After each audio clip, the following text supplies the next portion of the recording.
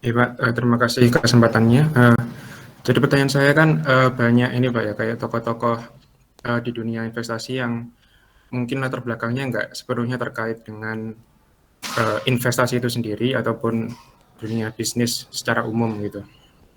Uh, dan pertanyaan saya katakan misalnya ada seseorang gitu ya berambisi jadi investor individu yang sukses gitu, apakah dia juga apakah perlu untuk orang ini menempuh pendidikan formal gitu ya, kayak mempunyai gelar mungkin sarjana bisnis atau MBA sebagai macam, atau mungkin bisa orang ini cari jalan lain seperti otodidak atau ya seperti belajar sendiri gitu Pak ya, otodidak dan segala macamnya nggak perlu pendidikan formal gitu Pak. Oke, Itu sih. Nah, terima kasih Pak. ya saya jawab ya.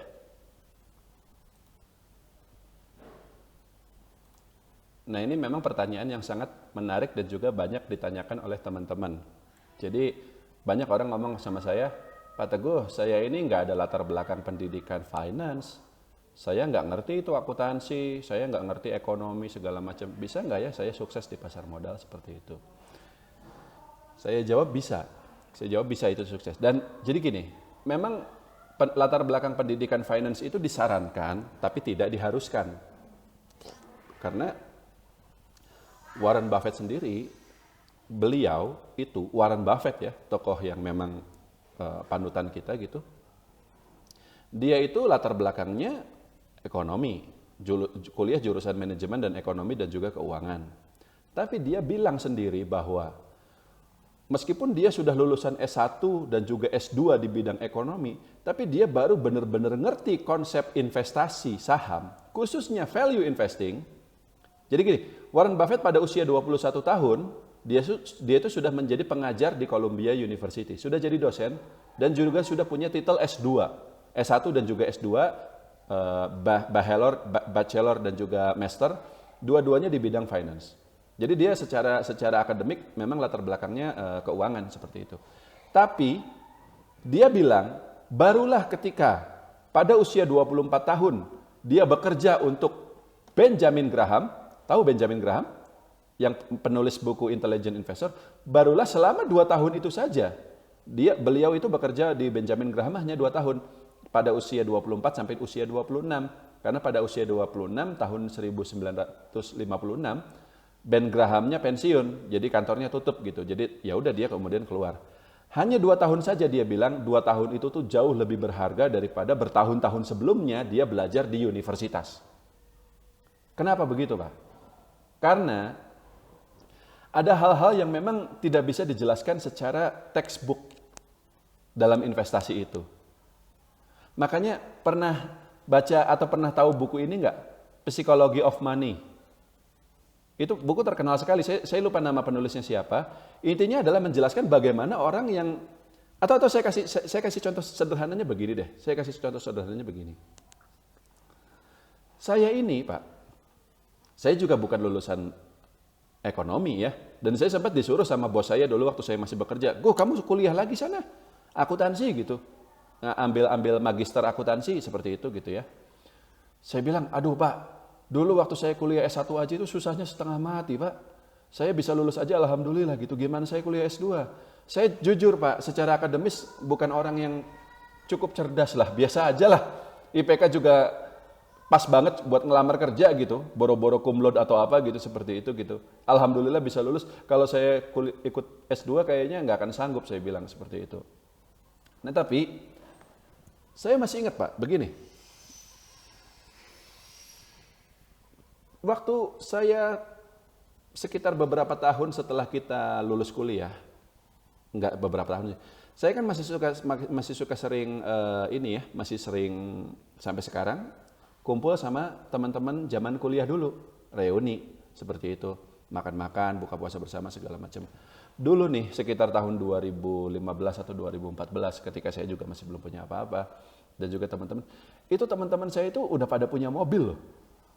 Padahal mereka masih kerja sebagai karyawan dengan gaji yang mungkin juga cukup besar, tapi harusnya kalau udah berani beli mobil, ya nggak mungkin beli tunai, pasti secara kredit kan, seperti itu gitu. Nah, mobil kan mahal Pak, 100 juta lebih. Gaji kita harus berapa kalau misalnya mau beli secara tunai? Tapi kalau misalnya gaji kita misalnya 10 juta, ya kita bisa beli kredit mobil seharga 150 juta secara kredit seperti itu. Nah, saya mungkin satu-satunya yang belum punya mobil ketika itu. Dan saya bilang sama teman-teman, buat apa? Saya bilang, saya tidak tertarik, sama sekali tidak, Pak. Saya sama sekali tidak tertarik untuk punya mobil. Dan teman-teman yang lain tuh sebenarnya mereka tuh tahu loh sebenarnya bahwa dengan mereka punya mobil itu cicilannya jadi besar, ya. Jadi gaji itu yang tadinya banyak jadi berkurang banyak karena sebagian harus buat beli mobil itu cicilan. Dan kedua, di luar cicilan, maka untuk bensin, parkir, pajak, perawatan, dan seterusnya, biayanya juga membengkak keluar seperti itu. Dan yang ketiga, dengan beli secara kredit, maka biaya yang dibayarkan untuk mobil tersebut jauh lebih mahal daripada kalau beli secara tunai. Intinya teman-teman saya itu menyadari sepenuhnya bahwa mobil itu adalah investasi yang buruk. Tapi mereka tetap beli. Nggak ngerti. Karena apa? Karena pengen aja. Karena suka aja. Artinya apa? Mereka secara keuangan cerdas. Mereka secara literasi, secara akademis itu ngerti bahwa mobil itu bukan investasi yang bagus, tapi mereka tetap beli. Berarti masalahnya di mana, Pak? Di pengendalian diri kan? Di mental kan?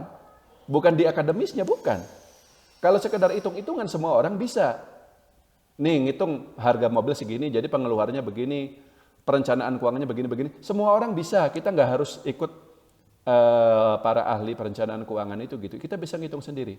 Tapi ketika di bagian mengendalikan diri, ketika di bagian kita lihat orang lain punya mobil sedangkan kita nggak punya, kita bisa nggak cuek aja gitu, kita nggak peduli gitu. Nah itu yang susah. Investasi saham itu lebih berat di bagian pengendalian dirinya, Pak. Jadi orang-orang seperti Charlie Munger misalnya, dia memang jurusan hukum. Tapi dia itu adalah orang paling, kalau Warren Buffett bilang itu, Charlie Munger adalah orang yang paling blak-blakan gitu dalam mengkritik orang lain yang istilahnya melakukan hal-hal yang dalam tanda kutip bodoh terkait pengelolaan keuangannya. Misalnya itu tadi, dia tahu bahwa beli mobil itu bakal berdampak jelek terhadap keuangannya, tapi dia tetap beli. Ya itu apa bukan bodoh namanya gitu. Ini kata Charlie Munger ya, bukan saya yang ngomong gitu seperti itu. Nah, artinya Charlie Munger itu dia memiliki pengendalian diri yang bagus. Dan hal-hal seperti itu, Pak, itu tidak bisa dipelajari di bangku kuliah. Tidak. Nah, jadi saya pikir kenapa Warren Buffett bilang 2 tahun dia sama Benjamin Graham, dia memperoleh ilmu yang jauh lebih banyak. Saya pikir selama 2 tahun itu, dia memperoleh ilmu pengendalian diri itu. Benjamin Graham itu sangat mencontohkan gitu. Ketika Warren Buffett dimentori oleh Ben Graham ini adalah udah sangat kaya raya ketika itu, udah tua. Ketika Warren Buffett umurnya masih 24, Ben Graham itu sudah 60 lebih. Ya sekarang sudah meninggal ya Ben Graham, udah tua banget. Nah, dan sudah kaya raya, tapi dia sederhana. Sederhana. Biasa aja gitu, nggak seperti orang kaya lain pada umumnya gitu, seperti itu. Jadi, menyambung lagi ke pertanyaannya Pak Fawaz ya, punya gelar akademik di bidang keuangan itu disarankan tapi tidak diharuskan. Yang diharuskan adalah kita punya pengendalian diri. Kita punya investasi tujuannya untuk jangka panjang, bukan untuk kalau misalnya cuan sedikit kita langsung ambil duitnya lalu foya-foya seperti itu. Enggak. Harus digulung, dapat efek compoundingnya. Suatu hari nanti duit kita yang tadinya kecil jadi besar. Yang tadinya cuma 1 juta, 2 juta rupiah jadi miliaran. Nah barulah saat itu kita bisa bicara soal trading for living dan seterusnya. Tapi itu nanti perjalanannya lama. Dan untuk melewati perjalanan yang lama itu, pengendalian diri itu mutlak Pak. Untuk tidak panik, untuk tidak serakah, itu susah loh. Itu harus kita belajar terus. Saya sendiri pun sampai sekarang masih terus belajar.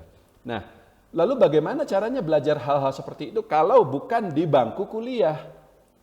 Ya kita harus bergaul dengan teman-teman yang seperti itu. Makanya, tapi kebanyakan orang nggak begitu. Misalnya ketika saya bilang bahwa saya istilahnya punya duit sekian segala macam, tapi kan saya nggak pernah posting foto pakai mobil misalnya gitu ya, atau foto pakai apa, ya orang follower kita nggak banyak, yang di follow itu adalah orang-orang yang crazy rich itu gitu loh, yang kelihatannya memang mewah segala macam seperti itu. Orang istilahnya disuruh sederhana itu susah. Kebanyakan orang tuh tidak mau. Dalam bayangan mereka kaya raya itu ya istilahnya foya-foya seperti itu.